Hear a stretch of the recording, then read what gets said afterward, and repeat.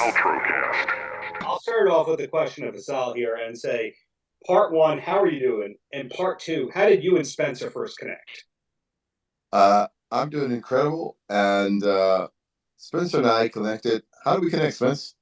We connected through um, Terrell Harris. Exactly. Terrell Harris is the Yeah. agent for Tobias Harris, who plays with the Philadelphia 76ers and other players. So that's how we met. Yeah, we And started TBC Sports. yeah, Terrell and I, we started TBC Sports and Entertainment, which is a company that's meant to create ancillary incomes for sports players, uh, and through movies, social media, and Right. those sort of things. And we decided to start that company, and then Terrell introduced me to Spencer. Got it. Now, speaking of movies, Spencer, before we went on camera and on mic, we were talking about your book, which came out a couple of years ago, and I had the pleasure of speaking to you about. But there's a yeah. rumor there's a biopic about you in the works. Yes, there is. And you got the man on the on the call that is the executive producer, along with Mark Canton, who has done, gosh, he has, along with Vassal, they both own all of those Power series, and Mark has did a number of movies. And again, Terrell is Tobias Harris' dad. So it's all basketball family, movie family, record industry, as you can see all of those wonderful Yeah. records in the background there. Those gold and platinums and, Vassal, how many of those plaques behind you are BB King? Actually, only one where we produced U2. You see BB's guitar there? Yeah, Rattle and Hum. Yeah. Yeah, so that's BB. We did When Love Comes to Town. Actually, me and my brother uh, did the remix when we were kids. We produced for Universal. We did the remix When Love Comes to Town with U2 and BB King. And who would have known, like, uh, 25 years later, I'd be the chairman of the estate of Mr. King. Right. Yeah. Now, that's an incredible, range of things when you talk about the work related to basketball players and BB King, because most people don't think of sports and music in the same sentence, the same concept. But when did you realize that you had a knack for managing talent? Uh, Actually, uh, I've been at this a while, and I've signed artists like Deborah Cox and with Clive Davis, and so I had a knack for that quite early, and then afterwards I turned it into a major business because we now have about 5 or 6 iconic figures that we manage their estates and overall. And then, of course, we got guys like Spencer, Hall of Famers, iconic figures that we can make branding deals. And, it just lends itself to all sorts of ways to market and brand and promote the artist. Now, Spencer, the biopic that we referenced before, the book, etc., how similar are the two? Meaning, is the book the source for the biopic? the book is not the source of the biopic because we are doing a total a script that is a sit down with me so I can take you through that. But it just so happened to have the trademark name that I had branded years ago, which is the Spencer Haywood rule, which is coming into play now with the NBA players and the Players Association, where they are going to do some changing on that name and put it out there so that the players will know that someone took a stand for them, so they have all of this revenue and have a life that they are living now. Right. It's good to see that the NBA has started to do right by the players. Growing up as a diehard NBA fan in the 80s and 90s, I didn't realize the players weren't so taken care of so well.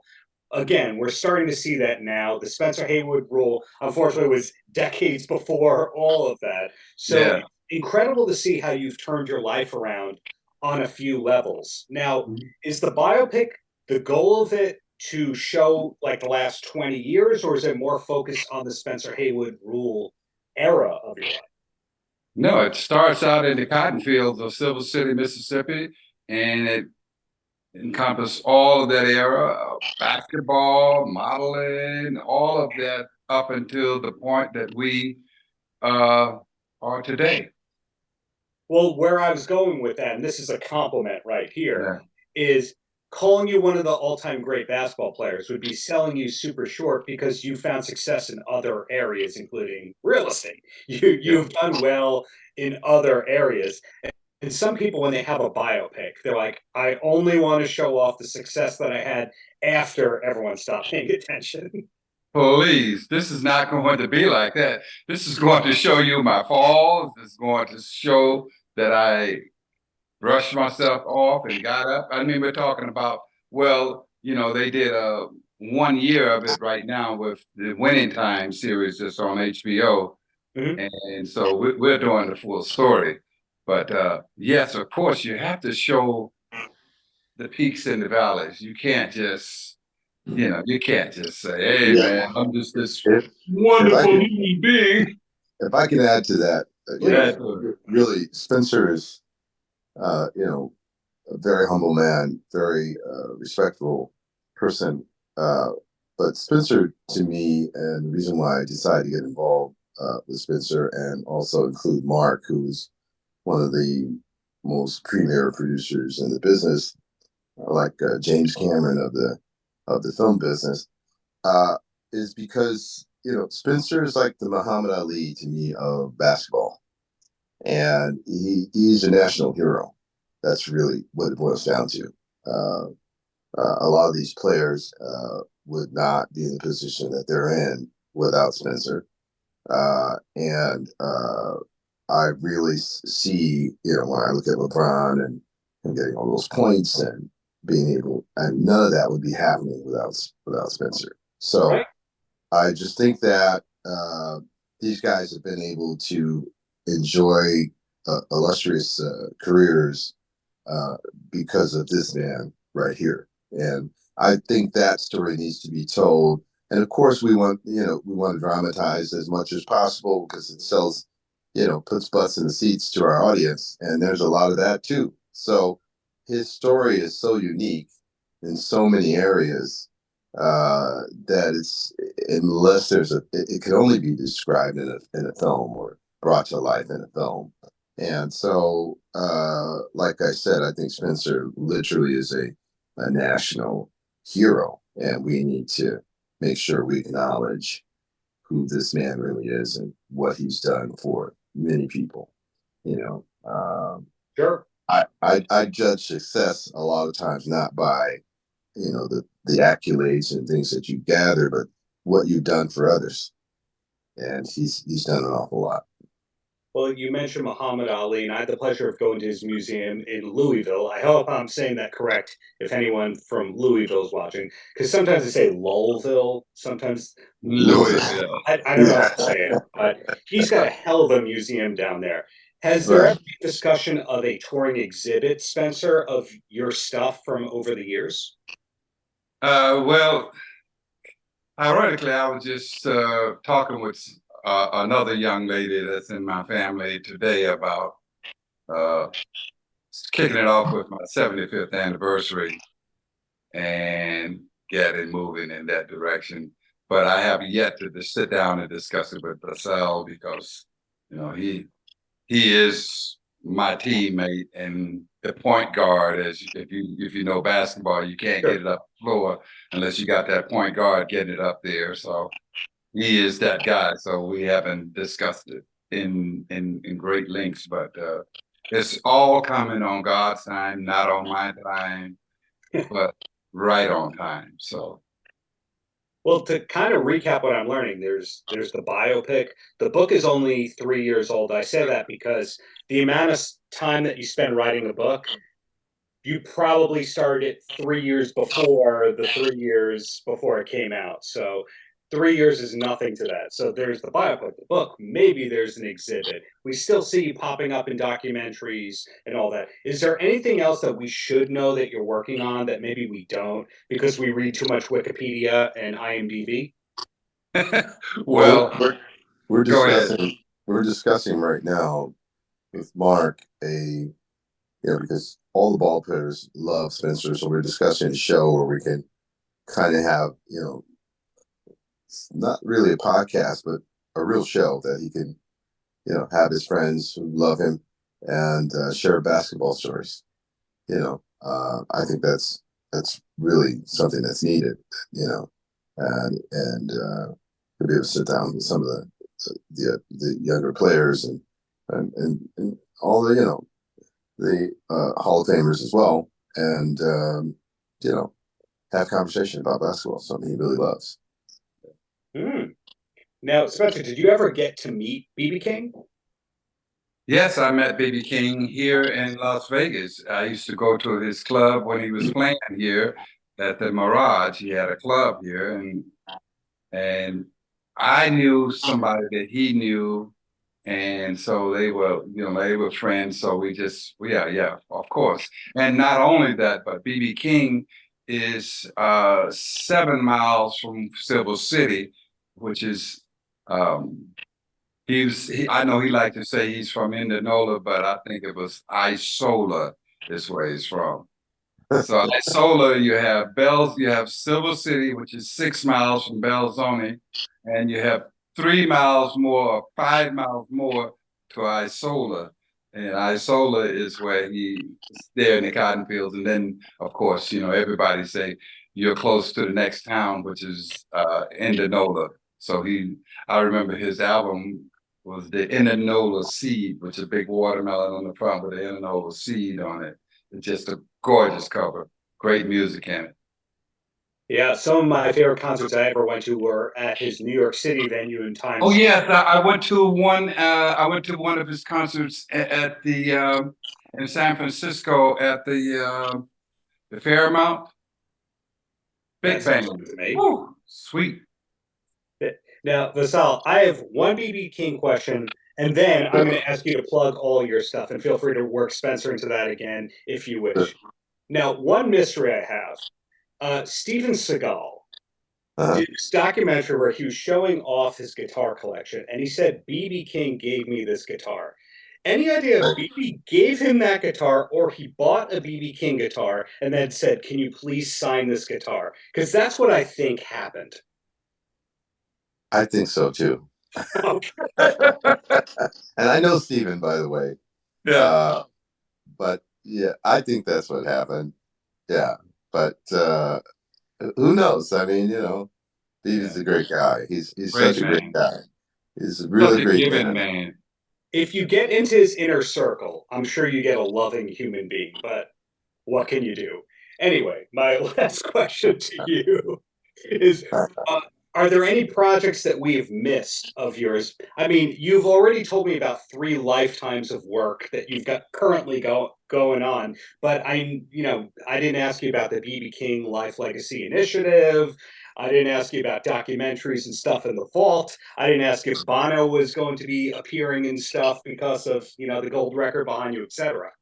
Right.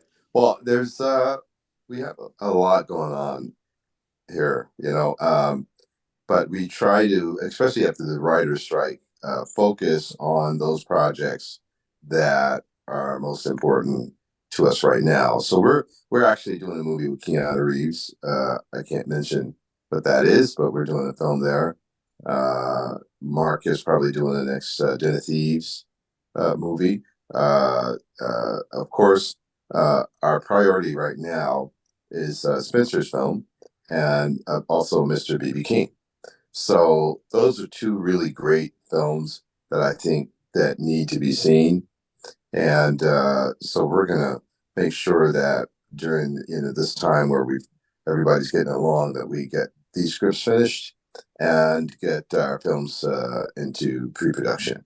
So that's where we're headed with that, because it's been a long haul with the writer's strike and that. So we got to stay focused. fingers crossed we see the other union strike be settled soon. But in the meantime, thanks to you both for consistently. Well, are you going to tell Vassal how you know me besides this? I thought we were keeping that one off the record. No, we're not. Let's put it all on the table. Might as well put it all on the table, brother. I used to have the pleasure of living with Spencer's daughter Zoo for a couple of years in Harlem, and Wow. I put that note out to Spencer's team and went, just FYI, we were just friends. I promise. Wow. I didn't do anything wrong, Mr. Haywood. I This did is the my best. oldest daughter, Vassal. Okay. Okay. Yeah, I'm sure. Spencer's book is behind us in that shelf right there. There might be a few photos from that apartment. There's BB King stuff around here. It's not just the stuff that Steven Seagal gave me. No, the bottom line is I have nothing but positive things to say about both of you because you're putting out content that is educational, that preserves legacies and times in this country and the world that are important. That, things along the lines of TikTok are kind of trying to steamroll over. It's not 5-second attention span theater. You're putting out great stuff for music fans, for sports fans, for nonprofit, for everything. So thank you both for doing what you do. That's the compliment. Well, the good part, here's one last thing I want to add. Sure. In that, we have young artists, hip hop artists that are working with us, like Migos, and all these guys who love BB King and who love Spencer, and so he's going to have they're both going to have one hell of a soundtrack. They're very young oriented, so it's not just it'll be content that all the young social media lights will pay attention to and love, and we'll be doing this in a way where it's edgy. Like there may be the guys from Power who are writing most of the script stuff, and so it's going to be edgy, and it's going to be the kind of content that everyone will pay attention to. And in terms of BB's multi-generational appeal, I remember that Primitive Radio Gods sample of BB on the Cable Guy soundtrack. So the key is 30 plus years of being sampled and touching future generations, and you can't say that about many guitar heroes. Oh no, that BB is like the third wonder of the world. He's literally labeled as the third best guitar player on the planet, right? So Eddie Van Halen and who? That's a good question. But I don't want to put anything out there because I work with Richie Sambora. Steven Seagal and Eddie Van Halen. I work with these guys like Richie Sambora, and you'd be surprised at how great a guitarist these guys are. So I work with Joe Perry, from Aerosmith, and so a lot of these guys are really, really great. So I don't want to say anything. But I know BB's up there. I know they all love BB, right? And he's in everybody, like everybody. So, it's really, really great. And, so it's an honor for me to be able to work with both legends, and to be able to make sure their stories are told and, in a way that, I can be creatively involved to help bring the story to life.